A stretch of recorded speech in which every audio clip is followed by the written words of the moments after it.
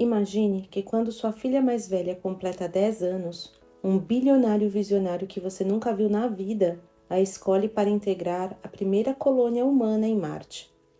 Seu desempenho escolar e uma análise de seu genoma que você não lembra ter autorizado a habilitou à empreitada. Ela se inscreveu para a missão sem o seu conhecimento, porque é apaixonada pelo espaço sideral e porque todos os amigos se inscreveram também. Sua filha implora para que você a deixe ir.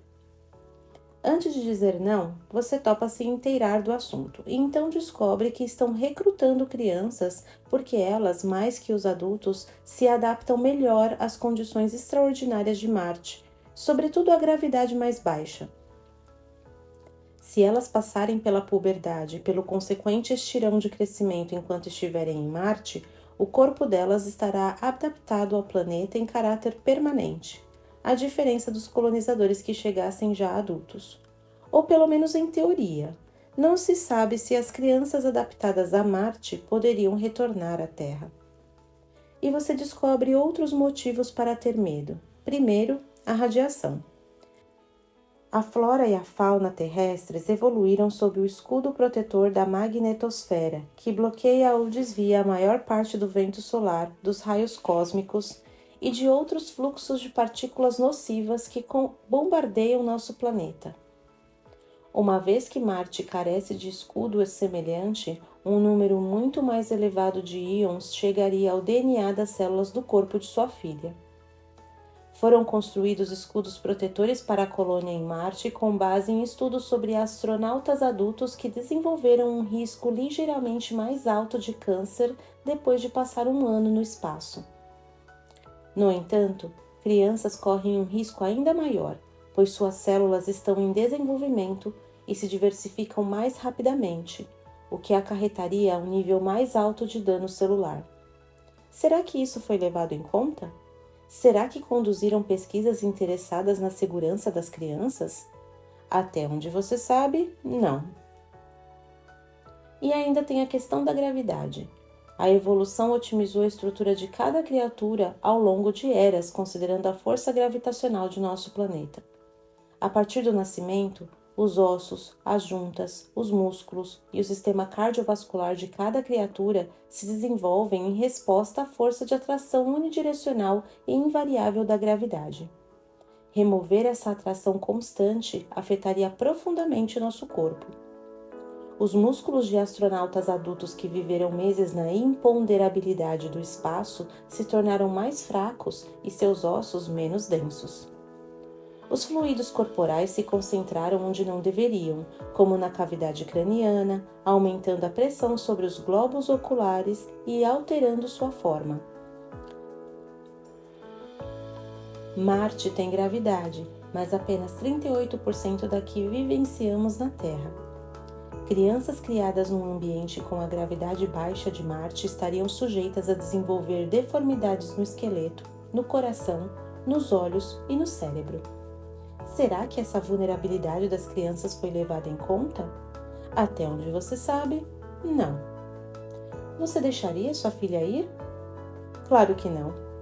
Você se dá conta de que é uma ideia absolutamente insana enviar a Marte crianças que talvez nunca voltem à Terra. Como um pai ou uma mãe poderiam permitir isso? A empresa por trás do projeto tem pressa, porque precisa fincar sua bandeira em Marte antes da concorrência. Seus líderes parecem não saber nada de desenvolvimento infantil e não dão sinais de se importar com a segurança das crianças. Pior ainda, a empresa não exige comprovação da autorização dos pais.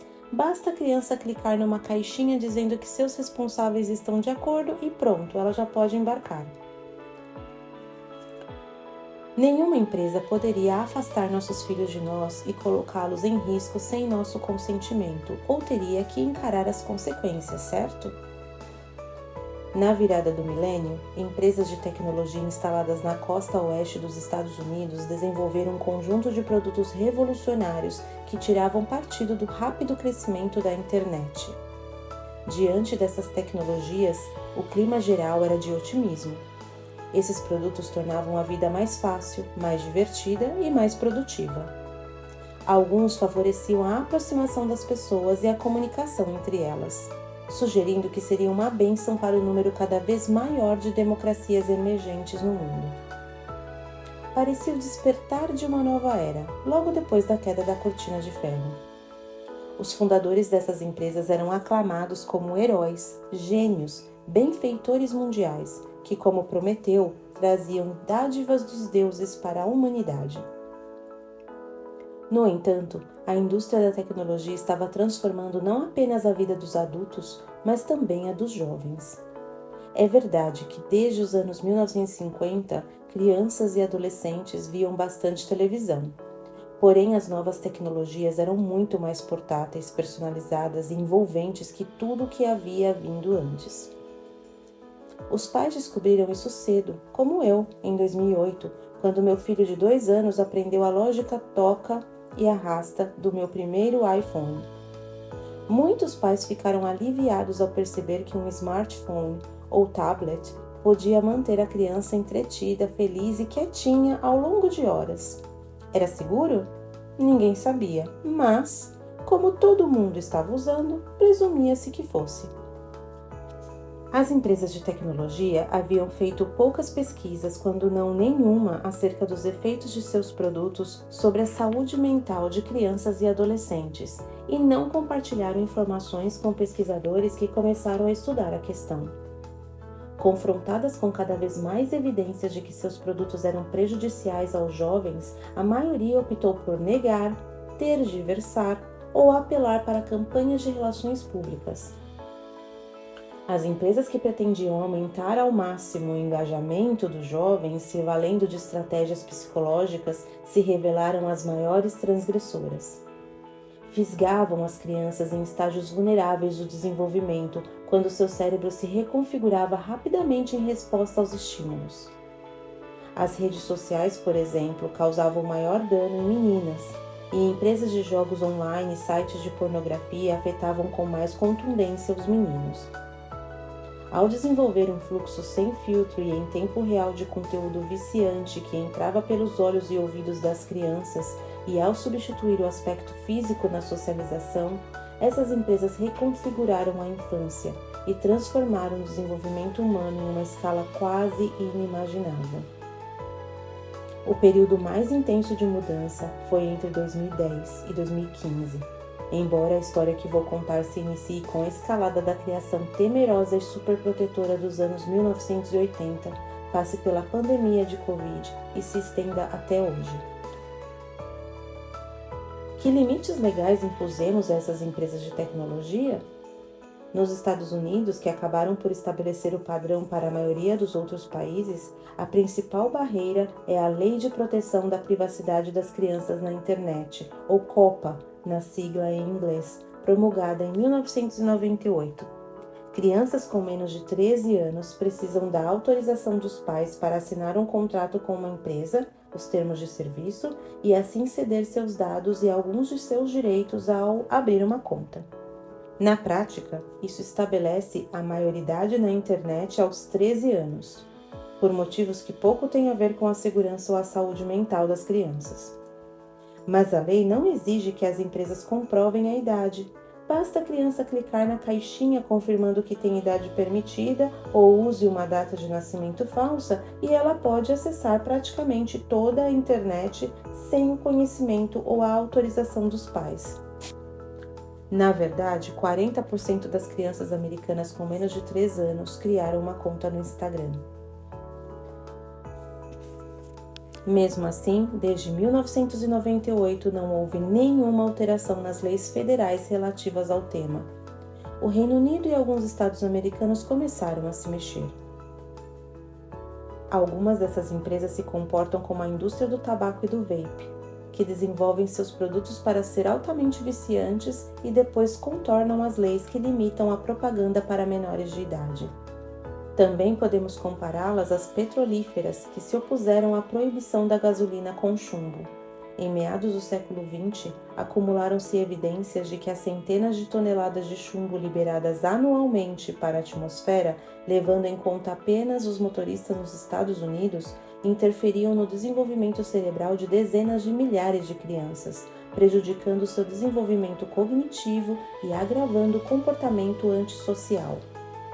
Ainda assim, as petrolíferas continuaram a produzir e a comercializar gasolina com chumbo. É claro que há uma enorme diferença entre as grandes fabricantes de cigarros de meados do século XX e as empresas de mídias sociais de hoje, que comercializam produtos úteis para adultos que os ajudam a encontrar informações, trabalho, amigos, amor e sexo, facilitando a vida das mais diversas formas. A maioria de nós ficaria feliz em viver em um mundo sem cigarro. As redes sociais, por outro lado, são muito mais valiosas, úteis e até mesmo queridas pelos adultos. Algumas pessoas se viciam nessas redes ou em outras atividades online, porém, assim como no caso do cigarro, do álcool ou dos jogos em geral, elas são livres para tomar as próprias decisões. O mesmo não acontece com menores de idade. Embora as partes do cérebro que buscam recompensa se consolidem depressa, o córtex pré-frontal, indispensável para autocontrole, a recompensa diferida e a resistência à tentação, não opera em sua capacidade total até os 20 e poucos anos, e pré-adolescentes estão em um ponto ainda mais vulnerável do desenvolvimento. Com a entrada na puberdade, eles costumam se sentir socialmente inseguros, suscetíveis à pressão dos pares e atraídos com facilidade por qualquer atividade que pareça oferecer validação social. Não permitimos que pré-adolescentes comprem cigarro, álcool ou frequentem cassinos. Os custos de utilizar redes sociais são particularmente altos na adolescência em comparação com a vida adulta e os benefícios são mínimos. Vamos deixar que as crianças cresçam na Terra antes de mandá-las para Marte.